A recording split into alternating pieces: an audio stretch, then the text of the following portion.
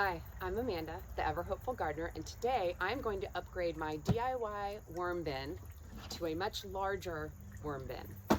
The first thing I'm going to do is take a 1/8 inch drill bit and I'm going to drill holes all around the top.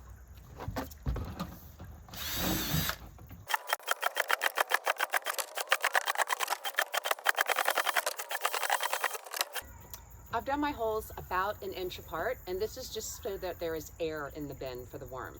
The next thing I'm going to do is I'm going to layer the bottom with some paper bags because I'm not going to have any drainage holes. There's nothing to let any leachate or liquid out, so I'm going to put something at the bottom to absorb any excess liquid.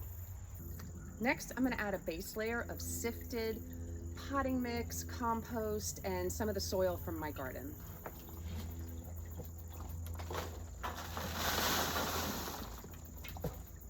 The reason for sifting is the smaller the pieces, the faster the worms can go through it.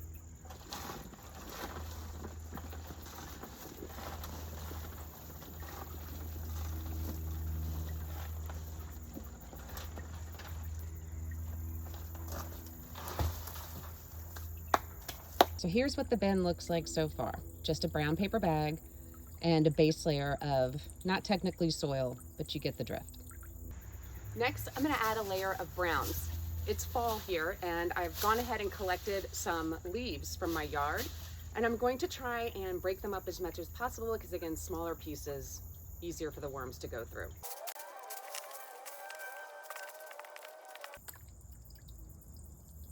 If it's not fall where you are, you can also use things like shredded paper or shredded cardboard.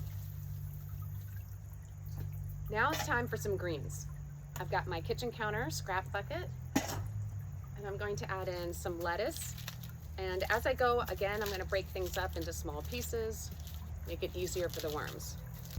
Easier it is for the worms, faster I'll get the vermicompost. So right now I'm adding some lettuce, coffee grounds. All right, I'm going to avoid adding some cookies and some citrus. Worms don't love that. There we go. A lot of coffee grounds. So coffee grounds are also considered grit. You can do crushed eggshells or coffee grounds to give the worms something to help them digest the food they're eating. I'm not going to add any onion. I'm going to add a tomato that went bad. More tomato.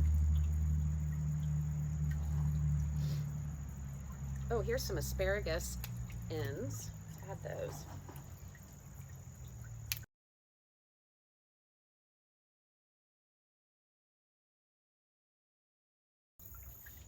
All right, now it's time to add the worms from my current bin to the new bin.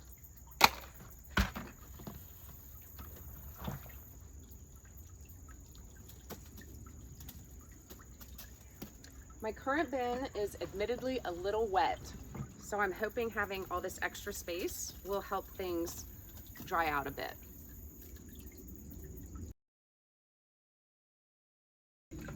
I'm going to check and make sure that the worms haven't gone through the holes into the bottom bucket. Here's a guy. Come here, come to your new home.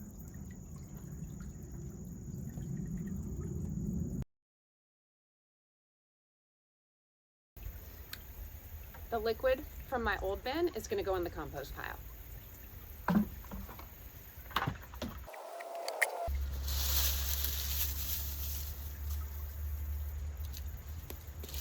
going to add some more of the dried leaves.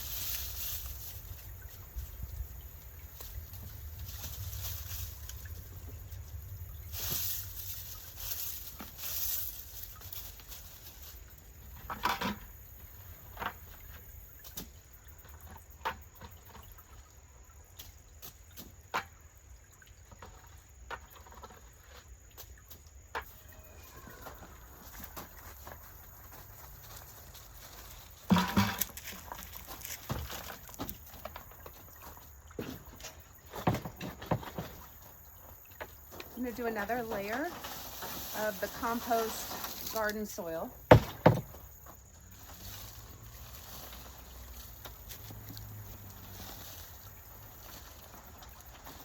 Remy, watch out.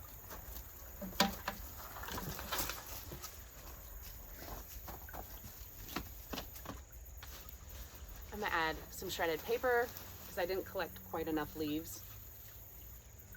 And some more greens.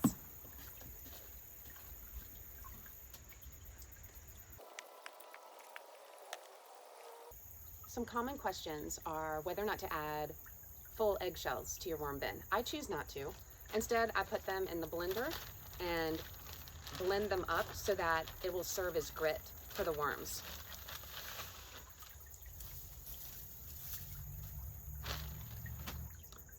Another common question is, how many worms do I need to start my worm bin? A lot of websites will tell you that you need a certain number, and it's usually more than you need.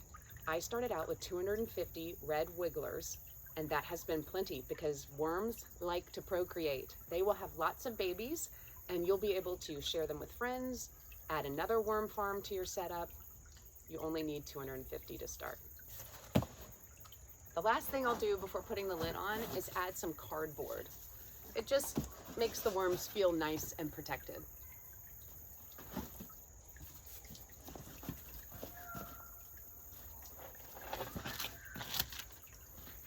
Pop the lid on, and I will keep this in my garage where it doesn't get too hot or too cold.